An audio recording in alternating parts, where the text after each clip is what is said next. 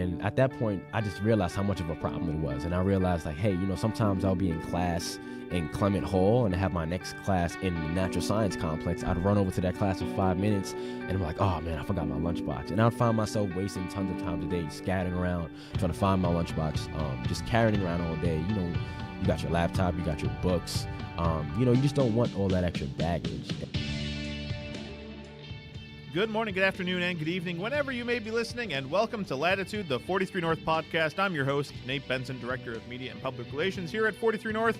How is everybody doing? I hope you're having a fantastic week. The weekend is coming up, and I hope that everyone enjoys the upcoming holiday season. We've got a jam-packed show for you this week. We have Elijah Tyson, the CEO of ColdSpace and the owner of the Hustle Aesthetic. He is a personal trainer, but also a CEO and founder of ColdSpace.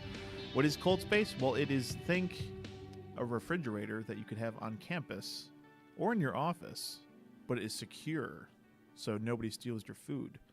It's pretty cool. So I'm not going to waste any more time setting this episode up, and we're going to get right to this week's episode with Elijah Tyson. Elijah, good morning. How are you? Good morning, Nate. How are you? How you feeling? I'm doing okay. It's early in the morning, but we're gonna get through. It's not that early. It's like 10 a.m. But Yeah, we'll get through. The coffee machine's down, so I'm struggling. I'm not gonna lie. Okay. So for the listeners who don't know you, why don't you give us the quick pitch of who you are and what you do? Absolutely. My name is Elijah Tyson. I'm a multi-business entrepreneur. I run a startup called ColdSpace, looking to develop a multi-functional fridge locker. I also run a coaching or wellness platform for entrepreneurs and purpose-driven people called Hustle Aesthetic.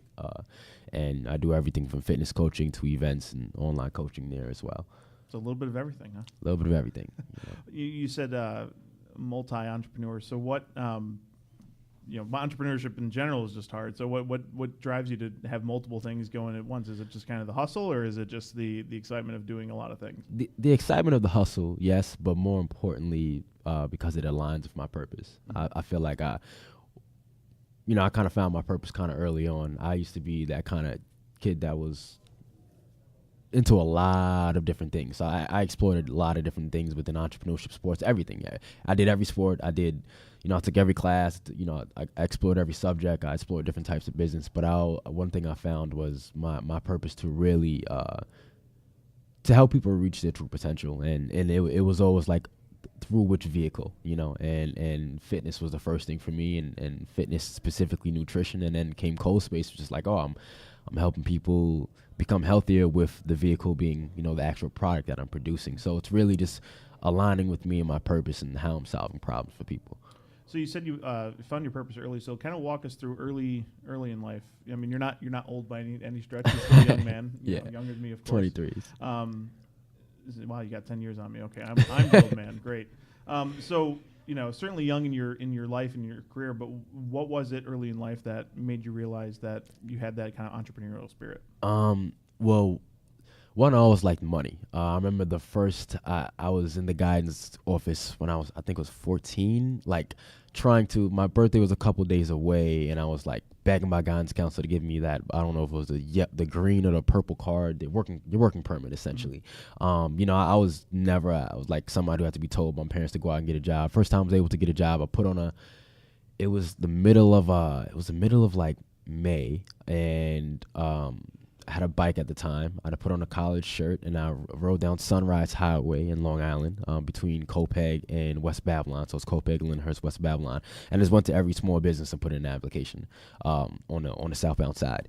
And I was always just very intrigued to want to make money, but I really, really discovered entrepreneurship just very, very early on as well. I mean, I have that typical, I sold candy in school kind of thing, but there was something about it that enticed me, and I just loved it. I was always a people person, always pretty extroverted, always had a large group of friends, and I was always pretty good at selling things, including my parents. That's always the hardest sell. Yeah, I come from a house of I wouldn't say lots of no's, but you really had to work.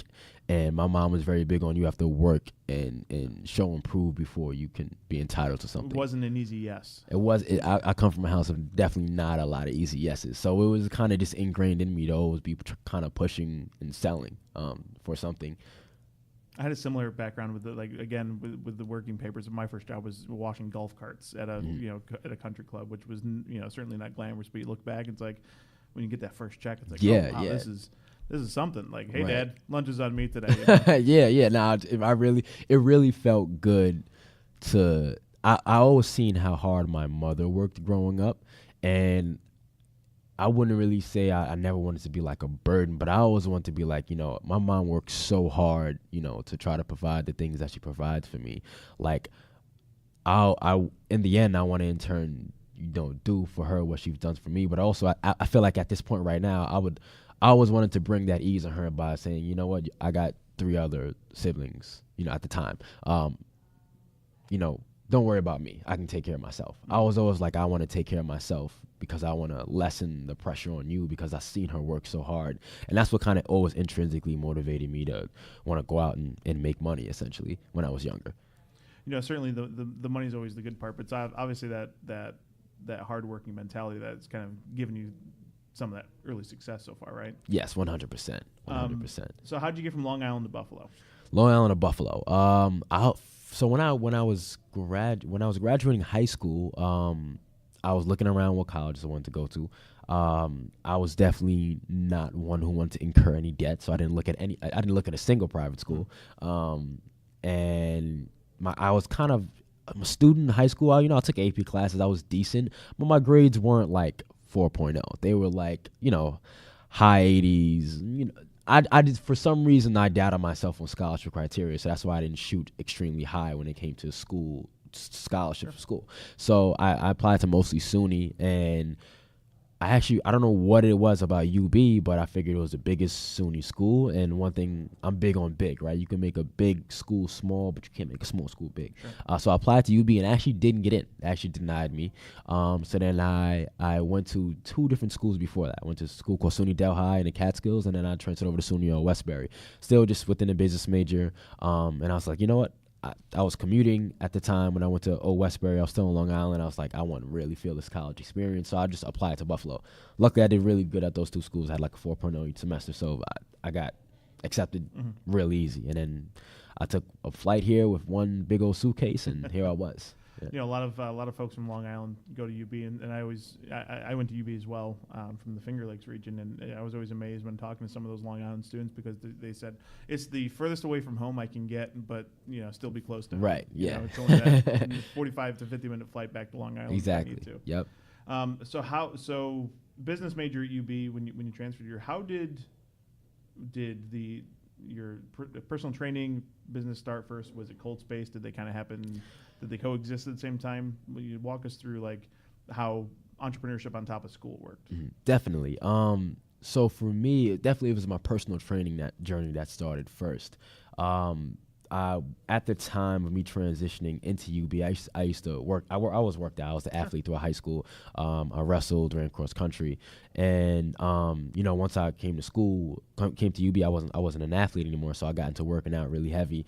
And when I first went into it, it was very surface level. I was doing a lot of lifting, putting a lot of supplements in my body, and I actually had got hurt. I had got hurt and I was sick for like a month, and I couldn't get in the gym, probably about 2 months, and I just like lost all my strength, all my gains to say. And at that time, I always kind of mixed in a lot of versatile training, meaning weights and then also body weight stuff. And I came across this platform of these 2 Serbian guys who built their body all off of body weight style fitness. And it was just extremely, extremely motivating for me to see what they were doing without never utilizing gym. Literally, all they had was like a pull-up bar and a dip bar at a park, and that's all they did. They built a routine and a training regime around that, and they had bodies that looked like warriors. So I kind of started adapting that training, and I loved it so much because I was seeing the way my body was changing without the use of a gym. And because of that, I felt like I needed to spread that message that, hey, you can build the body that you want without the use of a gym or without the things that you feel may be a bigger barrier to entry, because a lot of people, they're intimidated by the gym. Some people don't want to go in it because if you're at a school gym, it's full of a lot of, guys who are kind of just lifting. The atmosphere is not very welcoming sometimes, and I wanted to create an atmosphere that was, but also share that message with other people. Like, hey, you can build an amazing body without having any piece of equipment, and learn how to teach people that they can truly build their own foundation for what they want through fitness. And that's when I started this club at UB. It was called UB Barbarians. Bar because we used the pull-up bar a lot. And I would say that was my real first taste of entrepreneurship, not because it was a business, but because in the process of starting that club, there were so many no's, like, with working with student association and insurance and blah, blah, blah. There was a lot of no's and no's and no's. And I was so passionate about starting this club. I don't know why. It was me, one of my best friends and two of my fraternity brothers. And we were just so passionate about it. Like, we found an avenue around every single thing that could be a reason why we could not be a club. And we were so tenacious to the point where they just said, we don't have anything else to say no to you guys about. We're going to make you guys an official club. And it took 2 semesters. We ran as an unofficial club for 2 semesters. I was in Alumni Arena in this corner. It started with just the 5 of us doing these really cool looking workouts, only utilizing the pull-up bar and the dip bar and push-ups and squats and all bodyweight stuff. And then it turned into, 4, and then 6, and then 8, and then 10. And then before we got established as a club, I think we had 32 people in the corner of the gym before we were an official club. It's hard to hide 32 right. people. And it was like, okay, we got to get these guys some space. We got to get them recognized. But it was just an amazing accomplishment to have all that adversity, have all those no's thrown at me, and be able to break through that, to really accomplish what was the end goal, which is to deliver that message, deliver that platform to the students, to be able to help them. I imagine it's a pretty good free lesson in business trying to get something started at a university because, like you said, the politics of sometimes the student association. Having gone to a big university myself as well, like I understand that and get that. So it's probably for you like a lot of big business takeaways that you didn't even know you were getting until now looking back, right? Yeah, 100%. I mean, for one, it taught me to fight for something that I love, but two, from a big business perspective, like learning how to be prepared, learning how to find solutions, and just putting in the grit and the work that's really needed to accomplish something when you have barriers in front of you. So talk to me about ColdSpace. What is it, and how did you come up with the idea, and how did you meet your co-founder? Absolutely. So ColdSpace is the extraordinary food storage locker. We're developing a system that enables people to essentially store their food in a vending machine that doesn't. Well, it's a vending machine that doesn't sell food. It sells space for people to store their food. Essentially giving an opportunity for people who are health conscious, may have specific food needs, to have their own mini refrigerator compartment amongst a regular, ordinary style commercial fridge. And also adding other functions such as being able to have people have their food delivered to their compartments and giving people an ease of mind through use of cold item storage. So what was the aha moment for you? Because again, going to UB and looking back at kind of my experiences, when I watched your pitch video about this, like I look back and go, wow, yeah, that is a huge problem. Kids just carrying around, like bag ladies and bag men of food because like they got long days and it's like there's nowhere to put them. So like you're really targeting a specific problem. How did you have the aha moment? My aha moment happened when mind you, I'm a health conscious guy. I work out a lot. My days on campus were pretty long. It was my junior year, and I used to bring all my meals. At the time, it was at least 6 pieces of Tupperware that I had with me. So I used to carry around this big lunchbox. And I actually approached a girl on campus that was pretty cute. And it was this awkward moment where I'm like, I got this huge lunchbox in my hand, and I had to drag over a chair from another table in the student union to like place my lunchbox. Like it was a person. There's not much game in that. No, it wasn't much game. It wasn't so flavorful, I would say. Yeah. But and I was like, it just made it very awkward in a sense. And at that point, I just realized how much of a problem it was. And I realized like, hey, sometimes I'll be in class in Clement Hall and have my next class in the natural science complex. I'd run over to that class for 5 minutes and I'm like, oh man, I forgot my lunchbox. And I'd find myself wasting tons of times a day scattering around, trying to find my lunchbox, just carrying around all day. You got your laptop, you got your books. You just don't want all that extra baggage, and especially to store your food. But also for somebody like me who's health conscious, I'm not gonna I'm not gonna want to switch to the other alternatives, which is not bring food at all, and that only leaves me with two options, which is not to eat or to spend $9 on one meal Yeah. on campus food. Now, I'm not the kind of guy who can go a whole day without eating. I'm the kind of guy like, hey, I worked out, I might have counted my macros that day, I meal prep. So for me, in order for me to purchase food on campus, it would have been $9 times 3, 4, or 5 in a day. That's when you spend $30-$40 a week. That's a lot of money. Have, right. Right. It's, you're making big decisions at points like eating or have some social life, or it's like yeah, exactly. And even then, at that time, I had a meal plan, and I realized how much I was paying for the meal plan, and I was going into the spring semester, and I was like, I can't afford this meal plan anymore. When I realized that once I actually downsized to the basic, smallest block meal plan I could, and started cook my own food, I saved up to $2,000 in a semester. Oh wow! It was a lot of money because you broke it down. I mean, I'm spending $50 a week on groceries. I'm spending $100 every 2 weeks, and I'm just prepping my food, bringing it to campus. And sometimes I got days where I don't have enough time. I'm just bringing an apple, a protein shake, and a banana with me. But protein shakes gotta stay cold. I do not want my protein shake room temperature. And that's something. But that's something that right. And that's also something that was very important to me because it's a non-negotiable. I know I have to get my protein intake if I'm if I'm lifting or whatever the case may be. So it just was a problem that I was facing, and I came across this elevator pitch competition sign one day, and it was like, you can win the $1,000 in a 90-second pitch, and I was like, that's a pretty good bang for my buck. So sure. At the time, they said, you have to come up with a solution to a problem and turn it into a business and pitch it. And I was like, well, this lunchbox I'm carrying right now is a huge problem, like every single day for me. And then that's when I kind of made the pitch, and I utilized the campus zip car as a way to frame the pitch out so people can understand it. Because the campus zip car, not everybody has cars. So you can kind of utilize an app. You can rent out the car to go grocery shopping or utilize it for a day, whatever the case may be. And I was like, imagine if you can rent out your own refrigerated space. If you're a commuter student and you're on campus, Monday, Wednesday, Friday for 12 hours, imagine being able to just say, hey, I'm going to rent this small mini refrigerated compartment out for 12 hours on those days and not have to worry about any of this. And it seems like it worked well for you because now, from that pitch, because now you have a business doing exactly that. Absolutely. I mean, we went on to do further business competitions and really put some development behind the idea.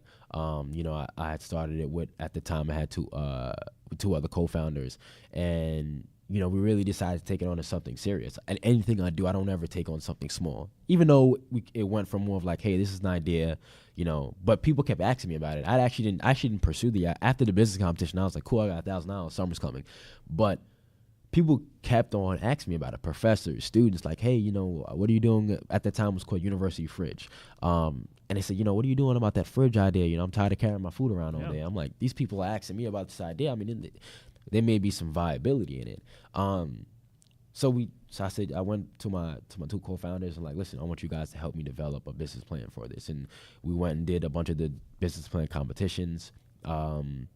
We did multiple different programs. We did a program with Techstars, did a program with the NSF for kind of learning to understand the B2B market a little bit more. But it was just really, really cool to see something that was just a concept and a problem, kind of open itself up to me when people kept asking me about it. And I said, wait, let me see let me see how much of a problem that we're really solving, and we just kind of shot at it from there and been going since then.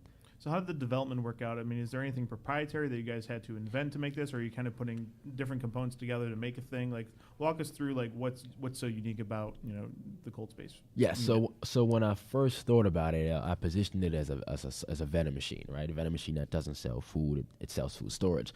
And then one of our advisors was like, well, as an investor, when you're looking at a vending machine, you're looking at heavy artillery when it comes to hardware, shipping, looking at just the basic cost analysis of what it would be to produce that type of machine, and also competitors. And it was like, she started one of my Christian Johnson, actually, she's a mentor and an advisor for ColdSpace, and she kept feeding me this idea of like these cubby boxes, and I'm like, well, I'm not like, no, like, we're making this big machine. And I started looking at competitors, seeing what they're doing, and then I realized, like, hey, wouldn't it be really cool if we can take an ordinary fridge and place a smart box in it that would turn that fridge into a multifunctional fridge locker? It will save us a lot of money in regards to producing the product. All these fridges already exist. We're just reinventing them with a piece of our hardware and our software, and that's kind of where we came up with the proprietary idea of ColdSpace, which is an integratable technology. We take the the average commercial fridge that may be in all over campuses, and we take that model and we fit the measurements and we produce our ColdSpace units, which now turns a commercial fridge into a fridge locker with 12 to 15 compartments or whatever the case may be. And from there we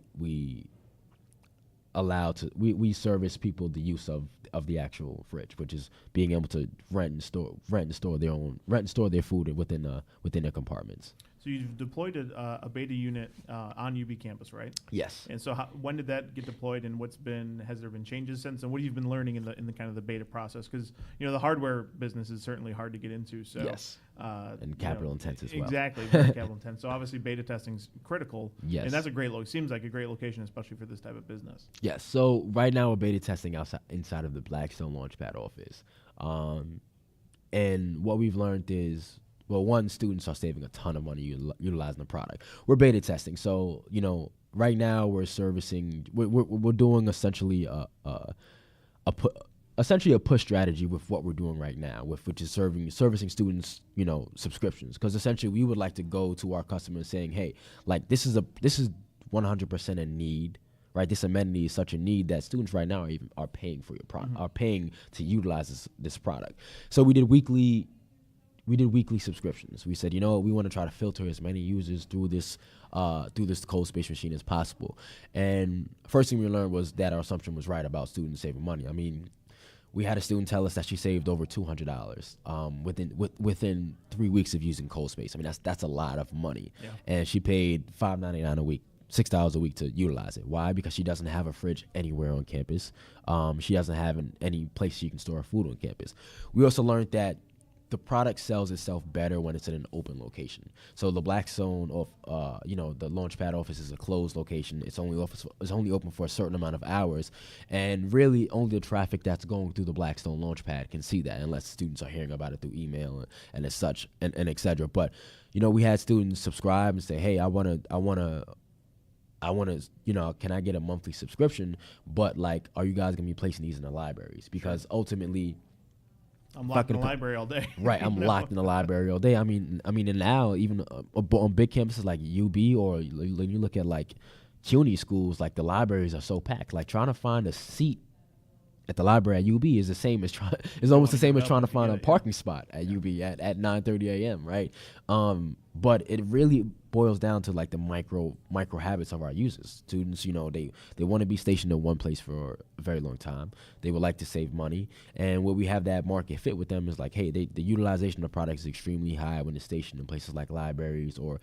buildings where there's constant traffic, and the traffic is of the same people. Students says, oh, I have 6 of my classes in the Jacobs School Management building, so ColdSpace will work for me there.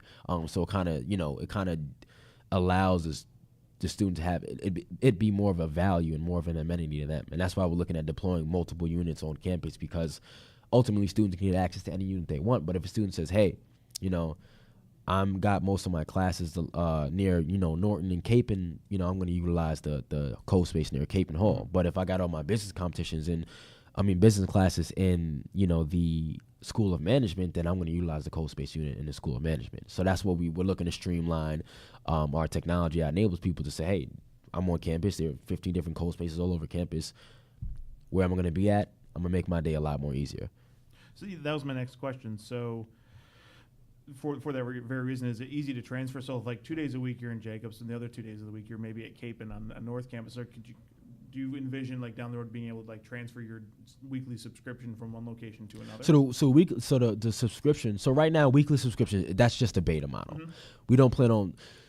We plan on services subscriptions depending on the market, right? You look at markets like college campuses versus a market like right here at 43 North. It all depends on the need and the specific market fit, and also who the buyer is. But ultimately, on college campuses, we're gonna do monthly subscriptions, because that's where there's 100% no fridges on a college campus. Right. For like a college campus aren't equipping random fridges on campus for their students to store food. So what we do is we say if there's 10, there's 10 ColdSpace units on a medium-sized college campus, our subscribers get access to whatever unit they choose. So they can but the see what subscription one's is free, for like, exactly. So very similar to the campus zip car. Like I have a subscription to the campus zip car. I have it on the app, but I can get my car from the South Campus slot, or I can get it from the North Campus slot in front of the student union. So it allows people to have access to multiple units, but it also allows us to open up the amount of subscriptions. I mean, you look at Catalyst Fitness, right? There's 3 Catalyst Fitnesses in Buffalo. They probably have over 5,000 members, but I guarantee if everybody went to a Catalyst Fitness, that's just going into more operations of the machine, because I know that's the question we get asked a lot. Well, what are the operations of the machine, and what are the costs per unit, and et cetera.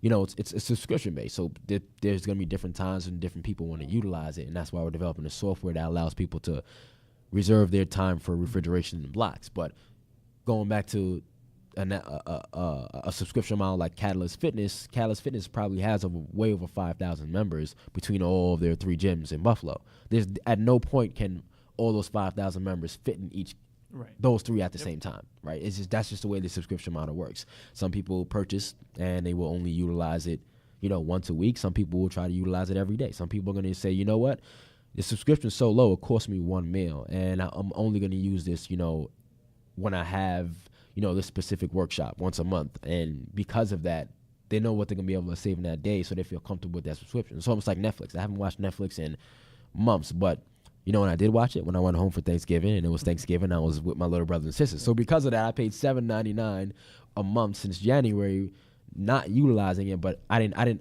because of, I also did not want to say, oh man, you know what, I gotta go resubscribe to Netflix and put my credit card out. And the option is just there. I may have used it once or twice, before that, just on a night where I was like, you know what, I need to decompress. I don't need to think about anything right now. But that's kind of how the subscription model works when you're looking at a product that's solving a problem for people. So what's next, and how are you going to get more units deployed? I assume that's you're wrapping up kind of your beta testing, and you kind of have the vision of what you want to do next. So what's next for ramping up? Well, I wouldn't say we're wrapping up our beta testing. I would say we're just getting into it. We definitely want to. One, we are developing a product to streamline the onboarding process and the user process a little bit better. Right now, again, we started with one location. We do what we have, right? And we were utilizing a very manual process to get people to subscribe, and now we're looking to streamline that on the software end, where people can subscribe, they can have their codes auto-generated. It's very seamless for them to get their code compartment. But what we're ultimately looking to do is get in different locations, get in places like, here at 43 North, get in places like corporate workspaces, see what the demand is there, and how we have a specific market fit there, and what entices, the purchaser, whether it be somebody who's the end user or somebody in corporate wellness saying, hey, if we buy these ColdSpace units, or we put these ColdSpace units in the fridges that we already have, like, it can work the same way as fitness and nutrition does, by helping us lower our insurance premiums. And also, again, going into student market, getting on different locations in campus, and really, really getting that user feedback and looking at the demand, because we want to know a lot about our customer, and it's more than one beta test that allows us to do that. Because when we think about a lot of different things, even the logistics of the machine, ColdSpace may be something where it's like, okay, when you put it on college campus, maybe it's a product that only the super health conscious people want to use, but they're also willing to pay a lot of money a month for it. And because of that, like, does it become this product where it's like, hey, it's kind of this tribal thing, like, hey, I put my protein shakes in here, you put your vegan salads in here, you put your green smoothies in here, we're all on this health conscious mindset, let's make sure that we keep this thing clean. Like, really, really kind of validating a lot of assumptions from just the demand of the product to the use of the product, as well as some of the operations behind the product. So really just a lot of customer discovery from here in the next couple of months, and getting our prototypes in different locations. One of the things I say to young entrepreneurs who are just kind of getting their startup off the ground, who come on this show, is you don't necessarily know who's listening. So I always open up, like, what are you looking for now as a startup, as a business? Are you looking for mentors? Are you looking for advisors? Are you looking for investment? What's next, and what's kind of your ask, for whoever may be listening? You never know. Absolutely. We are, of course, always looking for capital, but definitely mentorship and advisory and talent on the technical side. Me and my co-founder, we're business guys, right? We have a team, but it's funny that we're going into a hardware startup, and nobody on the founding team had a technical background, which is very interesting, how that worked out. But we're definitely looking for some technical talent. We're looking for funding, but also looking to get, companies that are on board with seeing how a ColdSpace could add value to whether it's their college campus or their facility or institution or workplace, to beta test. That's would be my ask right now. So if people want to get a hold of you to do all that, how do they do that? Yes, they can shoot me an email at info@mycoldspace.com. We're also available on Facebook, ColdSpace LLC, Instagram, ColdSpace_LLC, and yeah, those social medias and email. All right, well, Elijah, thank you so much for coming on the show, and we'll check in with you down the road, and hopefully everything's working out good. Absolutely, Nate. I appreciate it. Thank you very much. Cheers. Cheers. I want to thank Elijah for joining me this week on the podcast. Remember, head on over to mycoldspace.com and check out their everything they've got going on, and possibly get a beta unit in your office, or if you have connections at one of the universities, maybe get a ColdSpace fridge on your campus. Thank you so much for listening to this podcast. Remember, you can listen on Spotify, your home smart speaker, Apple Podcasts, or your favorite podcasting app. And if you feel so inclined, please head on over to Apple Podcasts and leave a 5-star review. We've just gotten a few more reviews coming in, and I thank everyone who's done so far. And it would make my holiday spirits rise if you did that as well. The more people who leave a review of the show, the more people who will see it. And that's what we're trying to do here at 43 North and the Latitude Podcast. Thank you so much for listening. For 43 North, I'm Nate Benson, and we'll see you at the next one.